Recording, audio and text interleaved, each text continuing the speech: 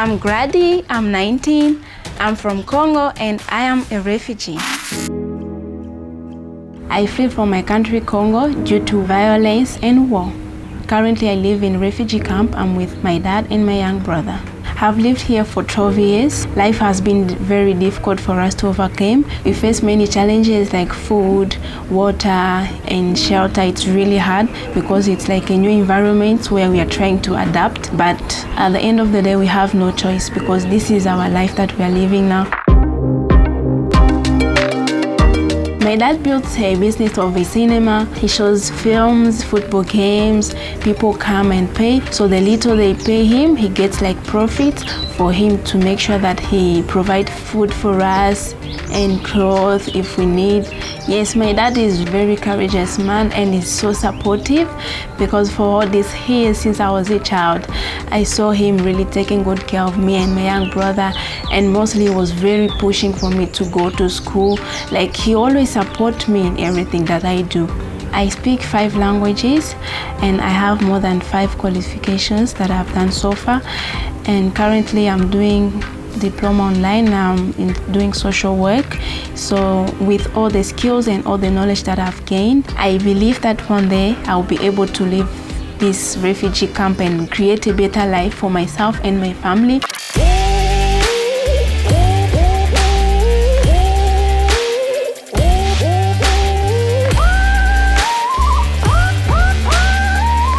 The Girls Get Equal Club was created by Plan Malawi just to support different girls. We are really fighting about freedom online and offline, equal power for all, and presentation just to make girls feel empowered and giving us hope.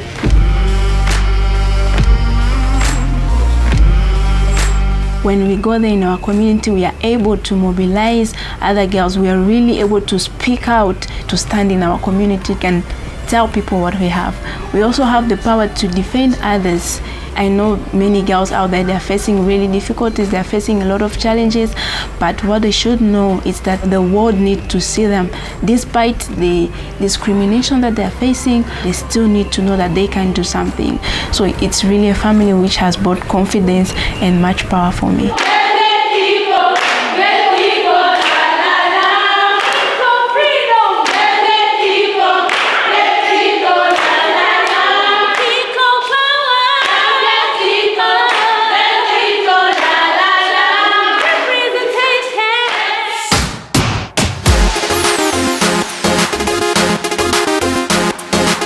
For girls to get equal, they need to be given a chance to explore themselves and not discriminating them, not taking them as weak.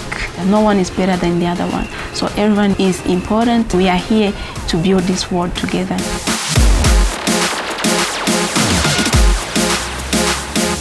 Before I was feeling bad when they call you refugee, you know, that name, refugee, they cannot do anything, they don't have capabilities, they're just there depending on someone. But as time goes by, as I was growing, I came to understand, you know, the word refugee, it's a very nice word. I want the world to know that refugees, they are young, strong people, they have different talents, they have dreams, they have visions. For my future, I want to help vulnerable children, those who are voiceless, they cannot speak out to the world, so I should be the voice for the voiceless.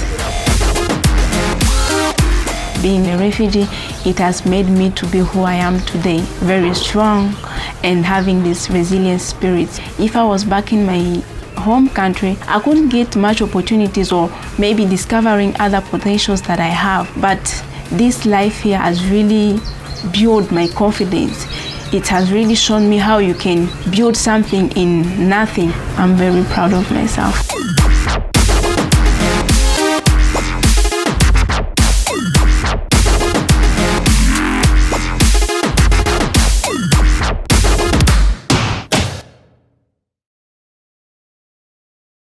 Hello, my name is Mai Evers from Plan International Germany. I work in the communications department here.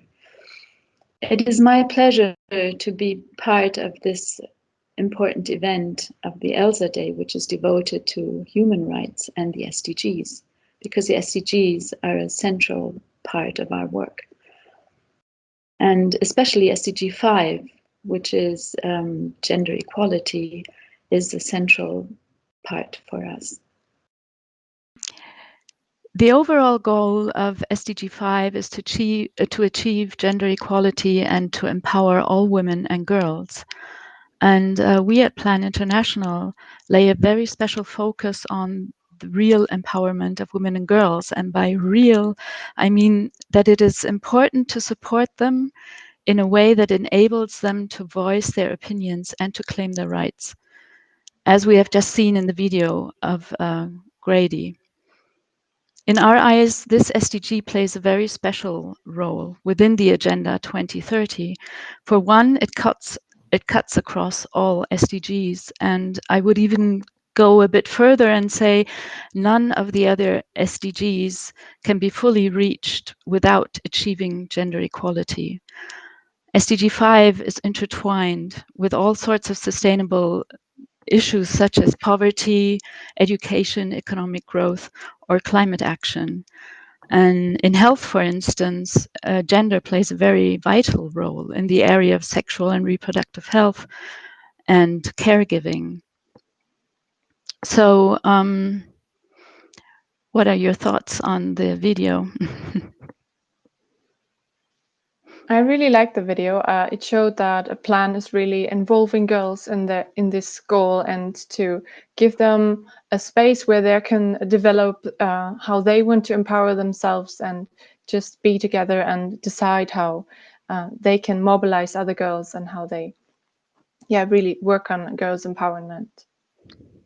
Yeah, definitely true. And I also totally agree that it is very, very important to to reach other SDGs, to definitely first have the gender equality as a basis, as you also just explained, because that's just a crucial point to really fulfill all the other goals. Yes, and even I myself, I'm always very astonished when I see the power these girls develop through Definitely being empowered. It's amazing. Yes. Yeah. So let's move on to the topic of this presentation, which is violence against girls in the digital world, which is also part of SDG 5, of course. Plan International conducted a summit on the occasion of the Day of the Girl Child, where girls talked about their experiences and ideas on this topic. So in the next video, we compiled the voices of girls around the world, and they talk about how they experience violence online themselves. So let's listen to Ceci, Aisha too. They're from Benin, and Hannah from Germany, what they have to say.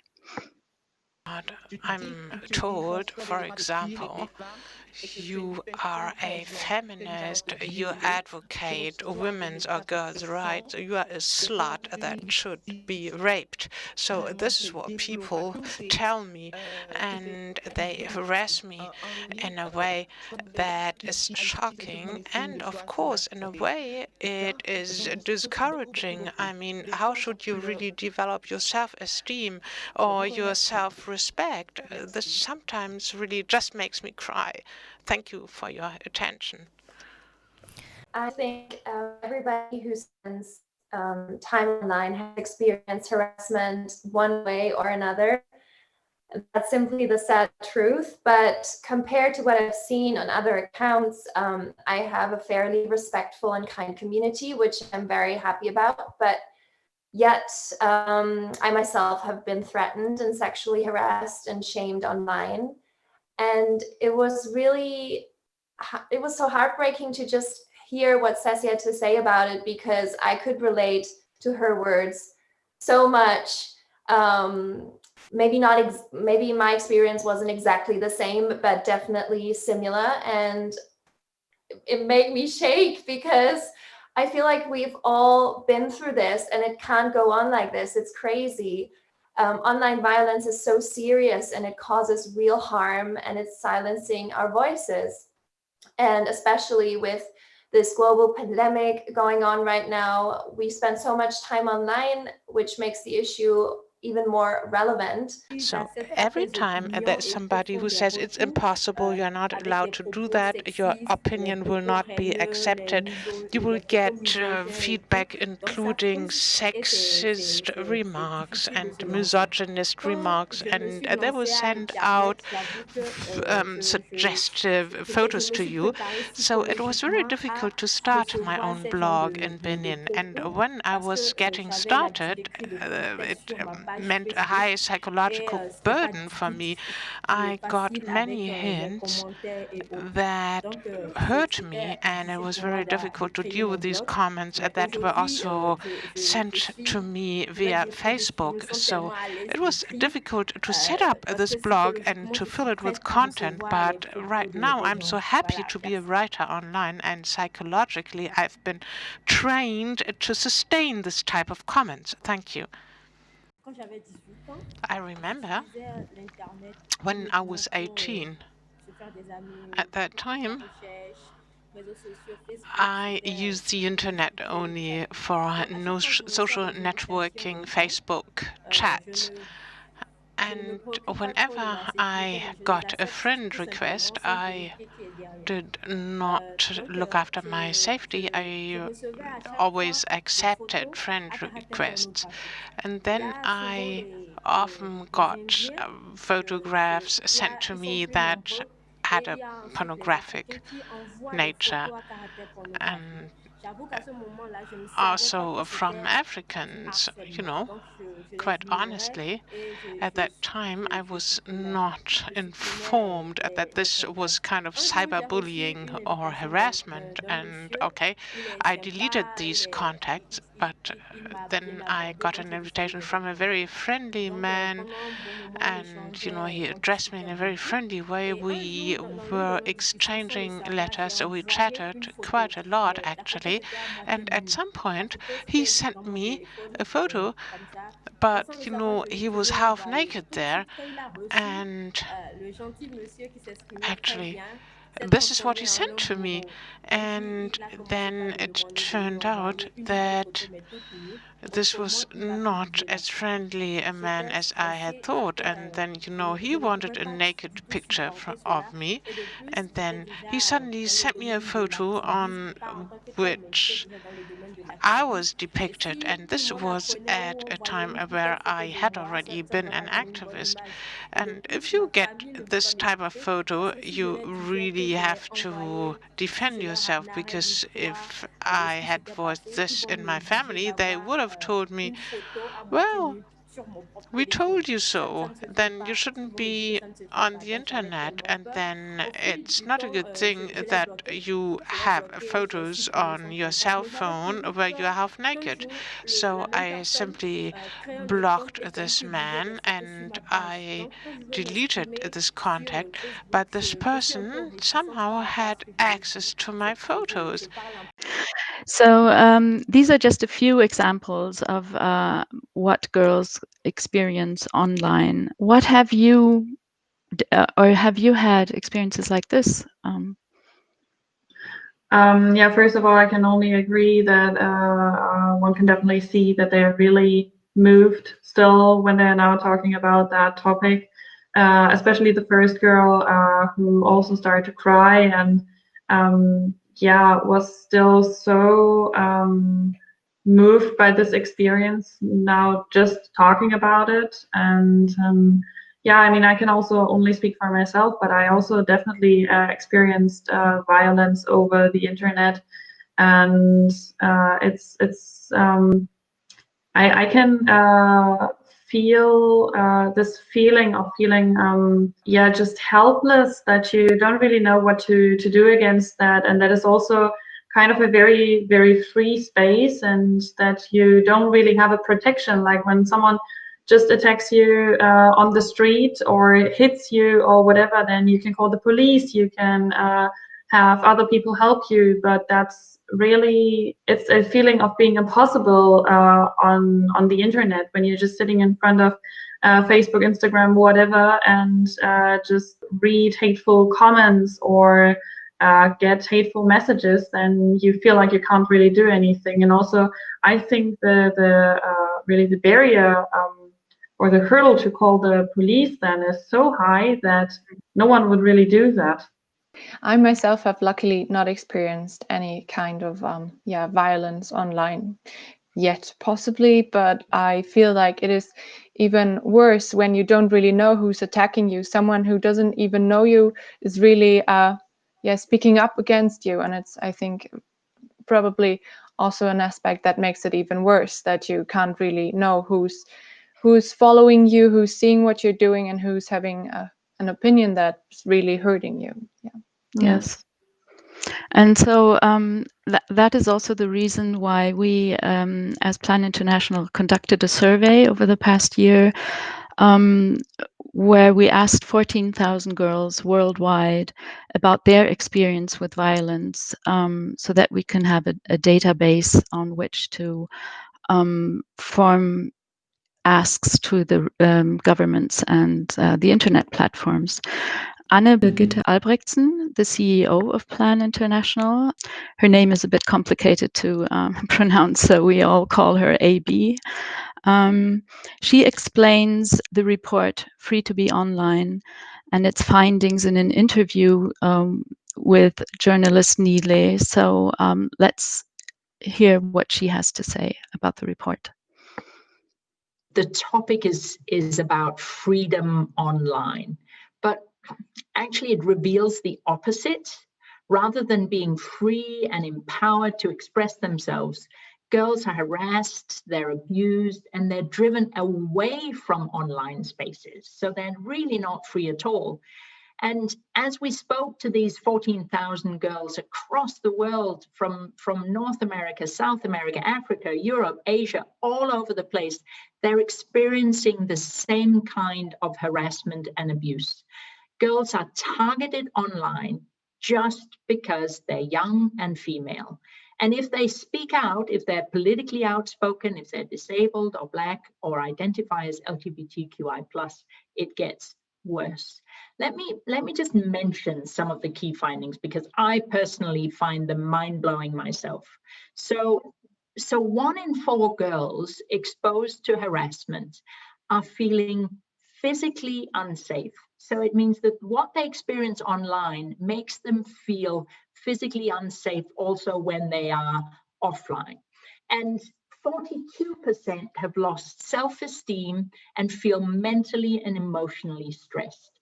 And almost 20% say that it affects their educational attainment.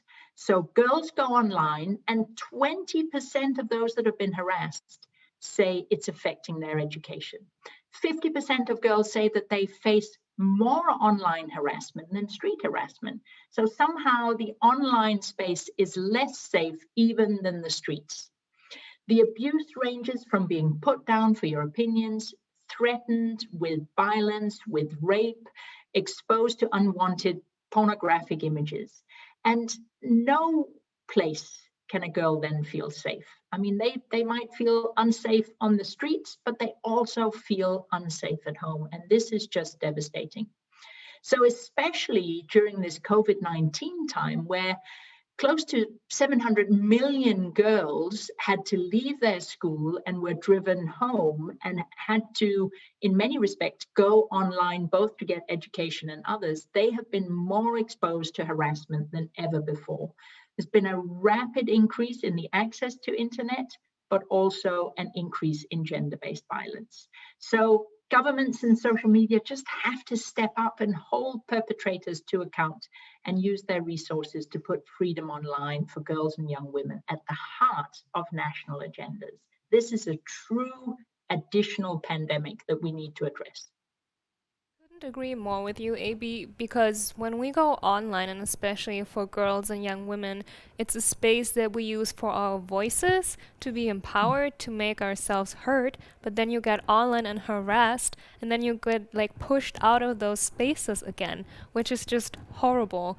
And of course, it doesn't really help for your self-esteem or your self-confidence. So my second question is, why is free to be online an issue that Plan International promotes under your global campaign for gender equality? What has this one thing to do with the other? Yeah, I mean, you've just expressed some of it yourself, but maybe starting with internet access and safety online is really a fundamental human rights issue and an important indicator for gender equality. We know that social justice movements, climate movements, movements that help change our world so it becomes a better place. Most of those movements in recent years have been led by youth, have been led by young women, and they have started on social media platforms and then amplified and gone into the offline world. But if girls are attacked and abused online for voicing their opinions about socially just causes, that will drive them away from activism, and it'll drive them away from all the other content like education and entertainment and just being in touch with friends and family. So it limits girls' ability to take advantage of social media, and it limits their voice and their representation and their ability to mobilize others.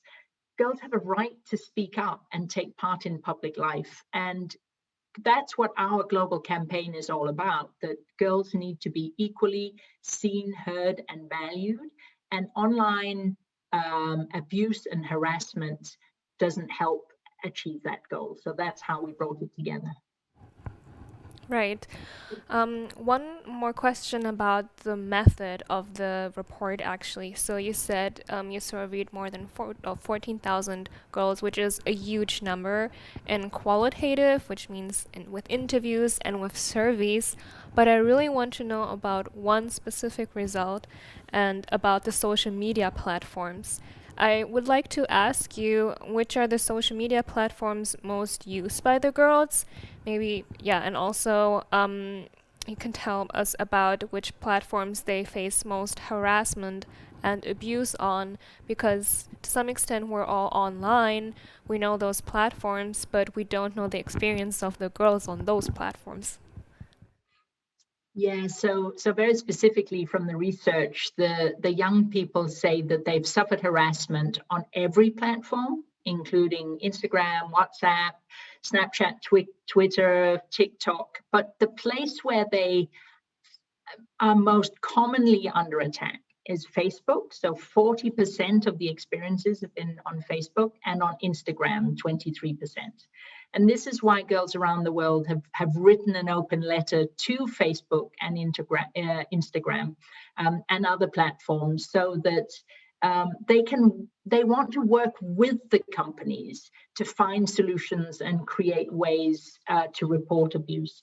And maybe just to say that I'm sure we'll be hearing from the companies one of these days, and they will say that they've already done so much to prevent harassment. But what we really need them to do is to listen to the girls, sit down with the girls, and find new avenues and better avenues to make sure that the harassment stops. So we have to change our beliefs. That's tough. That makes us feel uncomfortable. If somebody tells me to do something different tomorrow than I'm doing today, that makes me feel uncomfortable. We actually all have to get a bit uncomfortable, and we have to challenge the status quo and make sure that the beliefs that hold girls back are changed. Even if that means that every day we have to challenge a friend, poke them a bit, move a bit. That's the problem that we need to solve, that we all have to get a bit uncomfortable before all girls can get comfortable. I think this speech of AB is very, very impressive, because she brings to the point the problem to the point, and also the solution to the point. So what was your impression about this speech? I definitely was, well, I'd say a little shocked that, she also addressed the topic that, and really emphasized that this is a very global and worldwide problem, And I, to be honest, did not really think about that before, because being from Germany, I watch German and American YouTubers mainly, maybe from the UK. So everything pretty Western world based. And there, of course, I also know that there are hateful comments under those videos, or those people that I follow on Instagram or whatever. And I noticed and acknowledged that, but I was still of the impression, and I don't really even know where that comes from, but of the impression that this is a pretty Western world problem. But listening to her speech and seeing this very worldwide survey with all the girls from different cultural backgrounds and nationalities, ethnicities, it really shows that this is a very, very global problem, and that is not only based on only YouTube or only Instagram or whatever, or only for people that are in the public domain, that have in like a YouTube channel or whatever, that are really on there, but also even people that comment under a video, even they are treated with violence and hate. That was pretty eye-opening to me as well. Yeah, I was also really shocked to hear about the results of this report, that it is that the effects of violence online are as severe as they are, and that also, like Nina said, everyone all over the world is affected by this, and that everyone is making this or getting this experiences that people feel also unsafe on the streets now because of violence online, that their physical well-being is affected by this, that they really suffer from this. And especially with COVID-19 going on, everyone is even more online, and social media is also a bigger part of their lives now, of our lives maybe, and everyone is wants to share their experiences and their feelings, and then they're attacked by other people that they don't even know. I think this is really shocking. I wasn't aware of that myself either.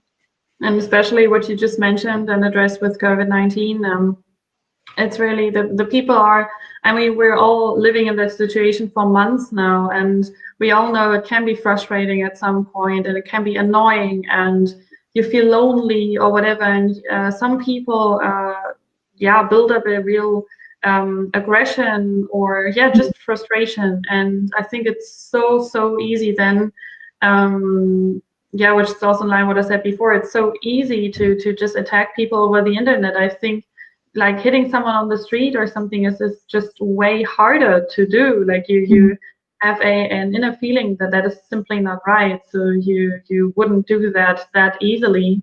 And of course, what Nadine also says, I think it's just really hard to leave that feeling at home and to not take it with you when you go outside, because also we cannot really differ between what happens in front of my computer or what happens on the street.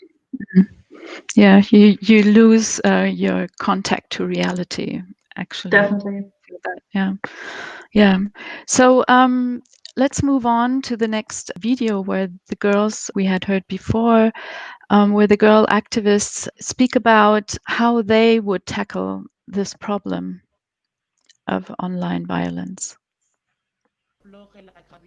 There are recommendations that this problem should be supervised, and this problem needs to be taken very seriously. So concerning my personal environment, I can tell you that the best solution is a permanent dialogue, and any form of abuse immediately needs to be reported to the police. This is key. And I would also want to live in solidarity with my family and my community. My community must show solidarity towards transgender people, and thus transgender people can feel at ease, and they need to feel protected. So society needs to inform the general public and support transgender people cyberbullying and abuse definitely needs to be really followed and punished, because it's about diversity in this society and in this world. I think talking to people in your direct environment, like friends and family or other people you trust, can help a lot, because sometimes maybe we don't have the courage to speak up online or to get political. But it can also help to just speak to your mom about it or your friend about it, and really show them maybe the messages that you receive or the hate that you get. And this can take so much pressure from your mind, from your soul, and relieve that tension, instead of just dealing with it in your own mind. So don't be afraid and look for help, speak up, tell someone about it. And this open letter has been created with these thoughts in mind. So we voice how we feel and what is going on in social media. And we also want to know how we can cooperate with these companies, these social media providers, so that cyberbullying can be eradicated, gender-based violence online. So there is a letter, it can be signed, it can be shared, and we want to reach out to as many people as any possible, so that this letter will really have teeth, so that companies can be motivated to really bring about change, so that millions of young women and girls, how they feel, and this especially at the times of the pandemic. Actually, we got training with the help of Plan International, and they taught us how to present ourselves online and how to protect ourselves. And this really helped me to feel safer with my own blog and my Facebook page. And these misogynist comments, I don't even receive them anymore. And if I do, I simply leave it as it is. I don't even react to them. I don't answer them, and I leave them as they are.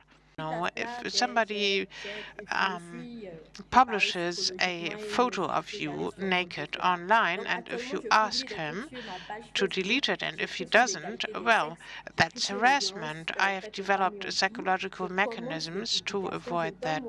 And now I talk about equal opportunities for men, for women and young girls, and I clearly voice my opinion. And then, when voicing your opinion, you get comments, and in some instances, people say in their comments, we've all been to school and we are experts and we are informed about the educational aspect. By the way, today is the International Day Against Violence Against Women.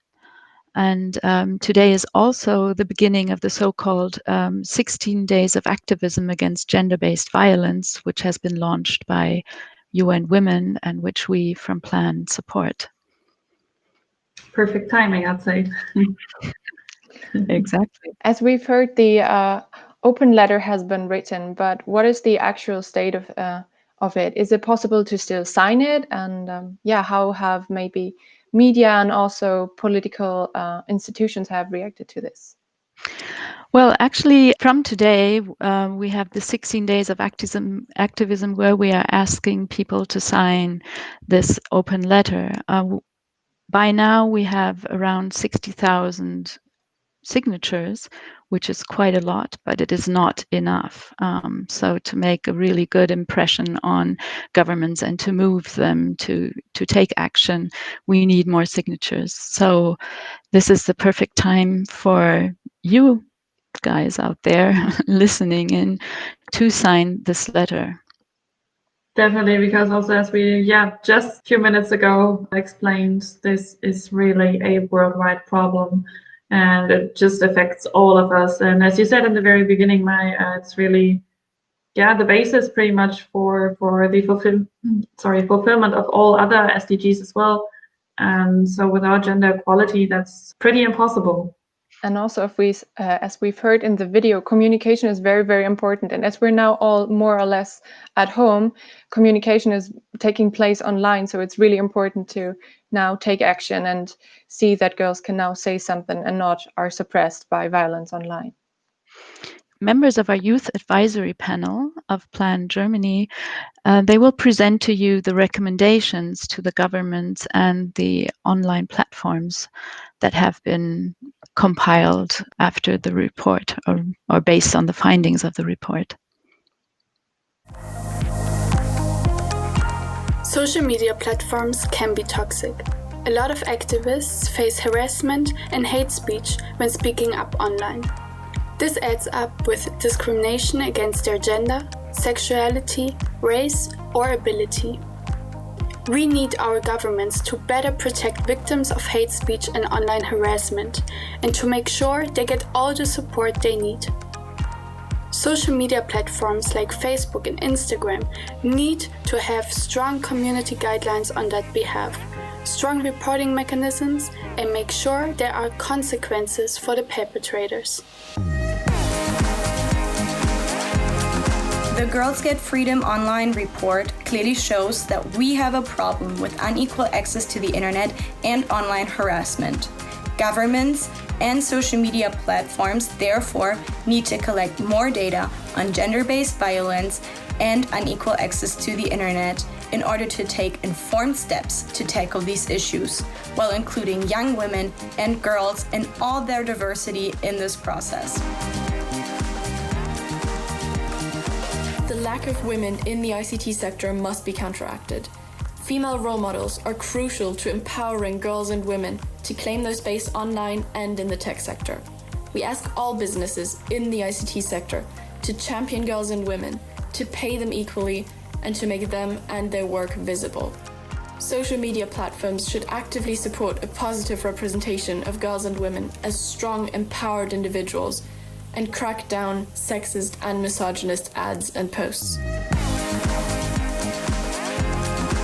58% of 14,000 surveyed girls from 31 countries have experienced online harassment. 1 in 4 girls feels physically unsafe. We need more awareness and education programs about online harassment, how to prevent it, and how to protect oneself, so that we can make social media platforms a safe space to share your opinions, ideas, and information. Worldwide, 215 million fewer women than men have access to the internet due to lack of digital skills, a lack of female role models in the ICT sector, affordability, as well as social norms. Having access to the internet is an important factor for equal opportunities in, for example, jobs, information access, etc. The Federal Ministry for Economic Development and Cooperation needs to have a gender focus in every program concerning digitalization and to aim towards better access to the internet for girls and women.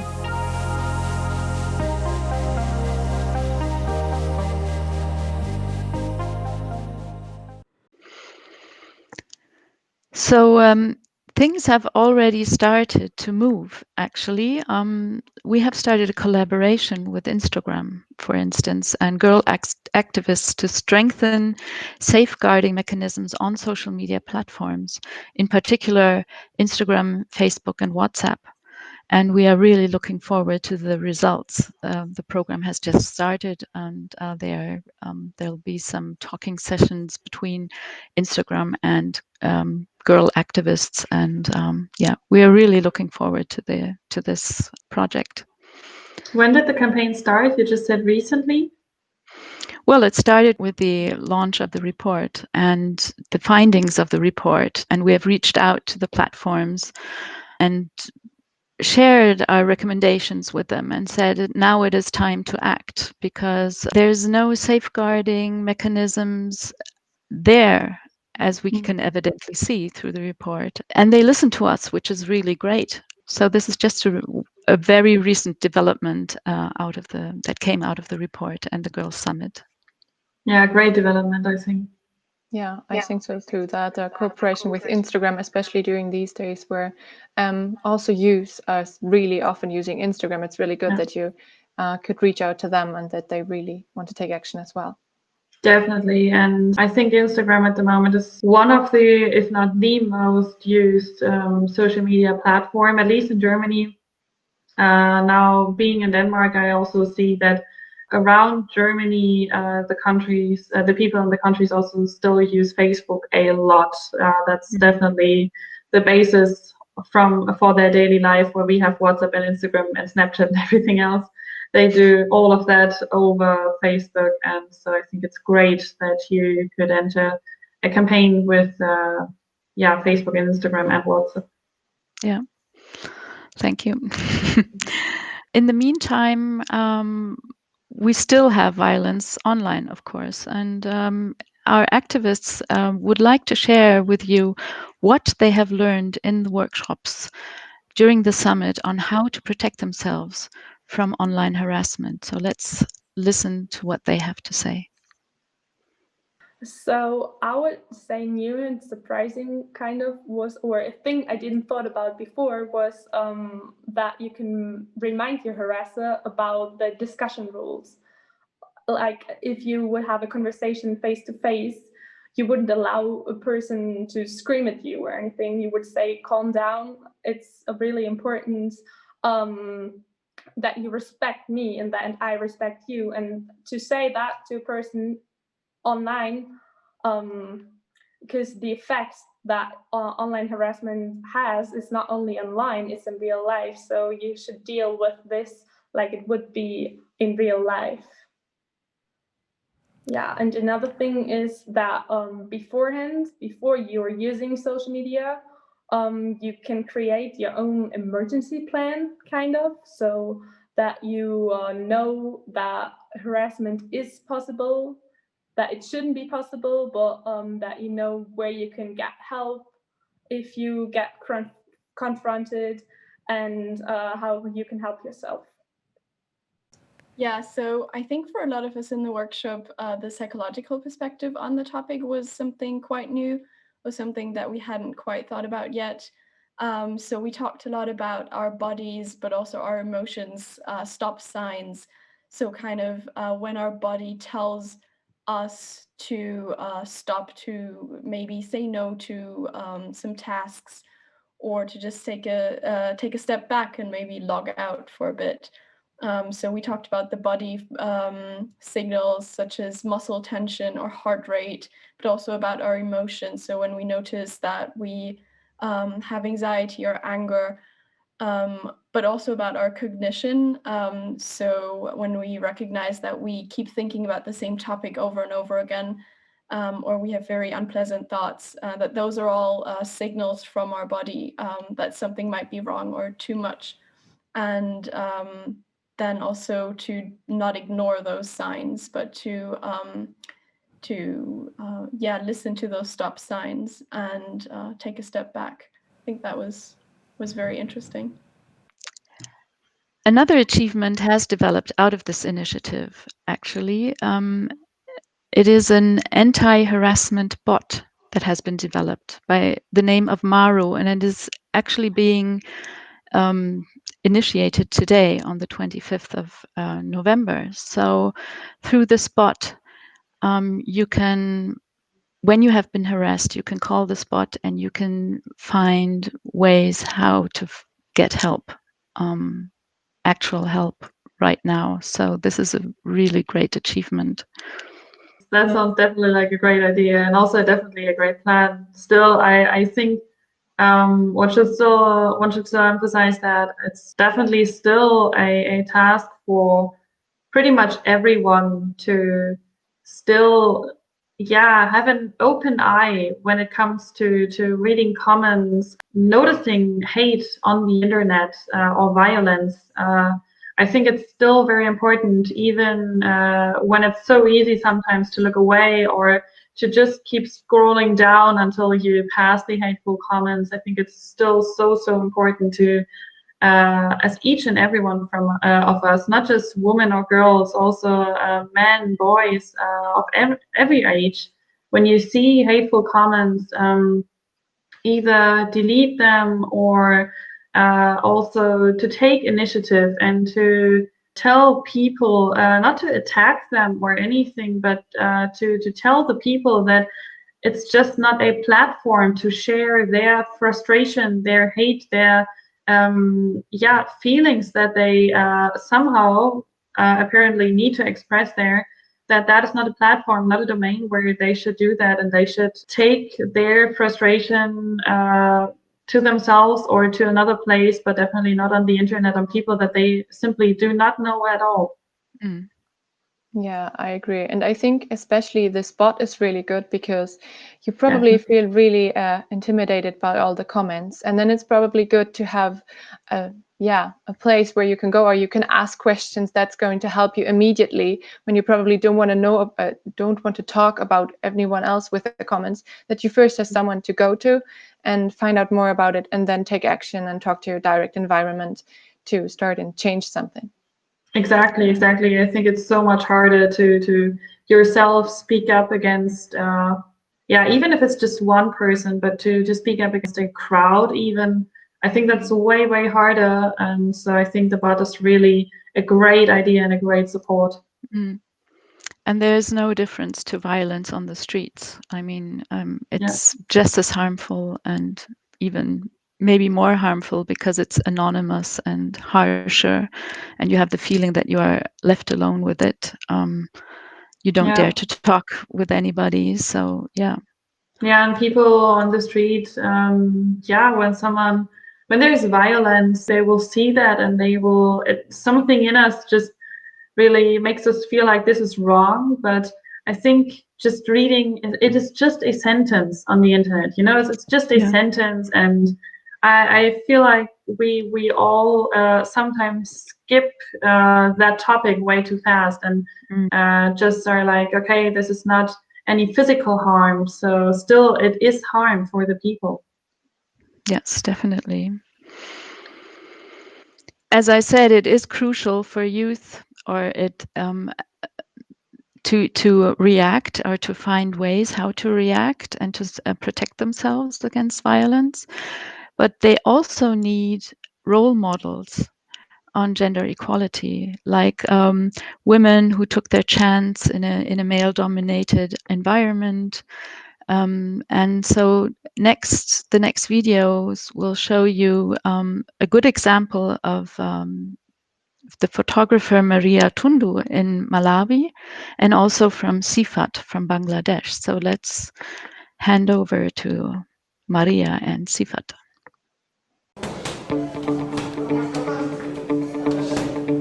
Becoming a recognized photographer in Malawi was hard. Being a small industry dominated by men, I was sometimes sidelined from relevant spaces for discussions and decision-making. Nobody would refer me for jobs. I was told more than once that it's because I'm a woman. I realized then that I had to take matters into my own hands. If I couldn't get an opportunity to do what I wanted, what about other girls? I knew I had to represent for them. I suddenly had something to prove.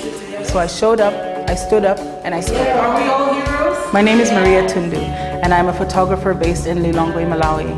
Nothing works until girls get equal. We are done with being unequally represented and ignored.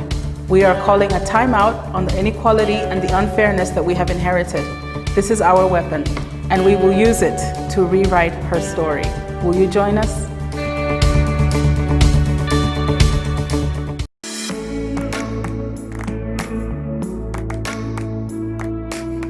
Hi there, I'm Sifat from Bangladesh. This video is all about how young men can be feminists alongside women in achieving gender equality. If you stand for equality, then I'm afraid you are already a feminist. Anyone in the world who has a concern over women's rights is a feminist. There is nothing shy to be a feminist, and also respect others who are working on women's rights. Work with innovation, because innovation will lead you to a bigger audience. Don't work alone. Find like-minded people, because working in a group will increase your efficiency. It is really necessary to work in a group in a sensitive issue like gender equality. Be brave, be proud, because sharing with girls will not reduce your rights. Rather, it will expand the rights of others. As a man, you are privileged in a patriarchal society. Just ask yourself, what have you done to earn this privilege? Thanks for watching. I hope this is useful and this helps you out to start fighting against gender inequality in your community.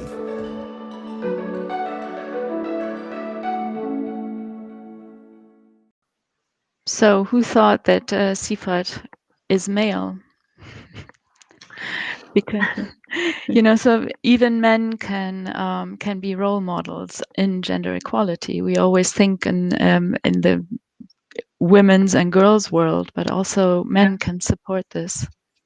Definitely. I mean, this is such a broad field. I mean, we're here mainly discussing women's rights, but it's also as we all always, we don't even use the term women's equality or anything, but gender equality. And I think here it's a really good example that being male, being female, being diverse, being queer doesn't really matter. That's just any gender, whatever you choose to, whatever gender you want to be, there needs to be gender equality.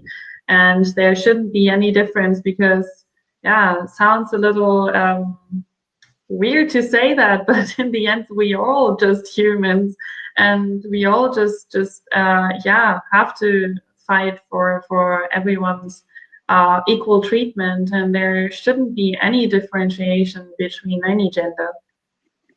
That's right, I agree. I also found the quote of the photographer from Malawi really interesting, that she said, nothing works until we're equal.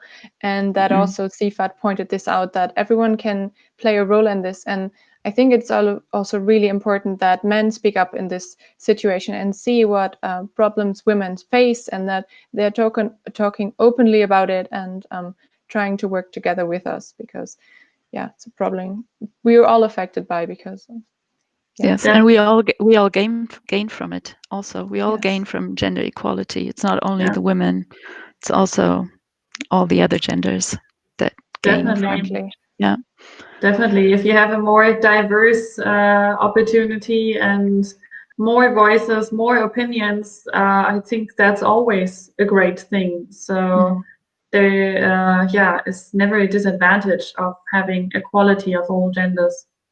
Right, and having a discussion between all the genders, and everyone being just open about it and listening to each other. Yeah. Leave no one behind, which is a very important sentence in the SDGs.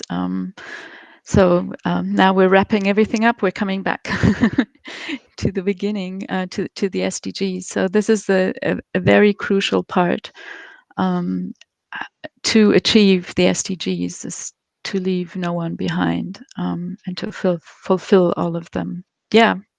Towards the end of our discussion, I really enjoyed speaking with you and discussing with you, and I learned a lot about your thoughts. And I would like to say to the audience, don't forget to sign the open letter, for one. And we, Plan International, we invite you to join the Girls Get Equal campaign, whatever gender you are. It makes sense to support us, to support this campaign. Thank you. Yeah, so thank you very much, all of you who attended this year's Human Rights Campaign, this year's ELSA Day. And thank you very, very much, especially to you, Mai, and also Jens, who's in the background, for organizing all of that with us. Also, in general, just, thank you to Plan Germany and Plan International. And I really think that we now have a great view on, and a very broader view on the problem of gender equality, and that we all know that there's still a lot that we still have to do. And yeah, but I think especially with all these tools and support that you give us, I think it's a really, really good start, and also a really good opportunity that each and every one of us should use and should also spread. And yeah, so thank you very much. And I hope to all the people at home watching this that you're still enjoying the ELSA Day now. And yeah, also now Nadine from ELSA Kiel also just wanted to say something. Right. Thank you also from our side. We really enjoyed working with you. Thank you for all the efforts you made and what you told us and shared with us. It was really interesting, and we really hope that we can also take action and work on gender equality. Thank you. And to keep spirits high, we end with a video by a band called The Sisters, a song on gender equality, and the video is from Senegal. Thank you.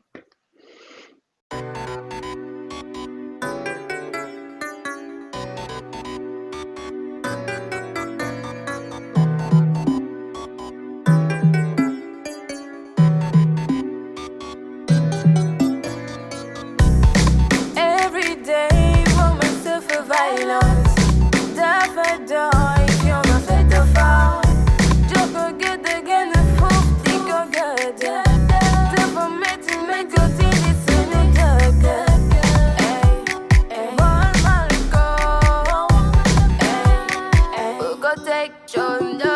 Yalla, you the full soro to Yasin. Waro ma sanko, this is with you. Teral ma sagal, ma sigil, ma dekal, ma yeral, ma munyan, ma lolo sa waref. Dëgg dëgg c'est le moment. Jot nañu teg fitna. Kañ lay jeex nan la ak naka la yeah. Au final, mariage forcé, grossesse forcée, excision forcée, c'est pas forcé. Maintenant, sonn nañu. Violence ici, violence faite aux femmes. Maintenant, sonn nañu. Violence ici, violence faite aux femmes. Dafa doy, dafa doy, dafa doy, li dafa doy, dafa doy, dafa doy, dafa doy, li dafa doy. Débat que tu pour ta menace violer ko. C'est assez dafa doy, faut ñu xeex ko. Les droits d'une personne, faut les respecter. Même si elle est démunie, faut pas négliger. Nous allons nous battre pour que ce soit fini. Nous sommes des leaders, protégeons les filles. Dof dof rek lu ñuy def ñako tay. Mettal jigéen dafa wara doy. Askan bi seede yoon wara atte. Bis bu nekk am jigéen bu ñu rey. Forcé, chantage, viol, menace. Dafa wara dakk. Foog ñu kasko. Ronga yi fer na. Dootuñu jooy. Violence faite aux femmes. Wormaal suturaal jigéen moom mooy wareef bépp góor bi gën. Ay jagaay yi fi pour leen yéen xeex seeni àq ak yelleef lii mën fi jóge. Hey xam sa bopp dellu war na. Xam say droit tamit moo gën a wóor daal. Mais dans la main du question féministe. Mais xeex injustice mu jóge fi. Arrêté bi ça suffit. Violence bi jeex na fi. Sinon ñu teg la daan tëj la ràpp daat lay fàtte ci kaso bi. Maintenant, sonn nañu. Violence ici, violence faite aux femmes. Maintenant, sonn nañu. Violence ici, violence faite aux femmes. Dafa doy, dafa doy, dafa doy, li dafa doy, dafa doy, dafa doy, dafa doy, li dafa doy. Violence ici, violence faite aux femmes. Maintenant, sonn nañu. Violence ici, violence faite aux femmes. Dafa doy, dafa doy, dafa doy, li dafa doy, dafa doy, dafa doy.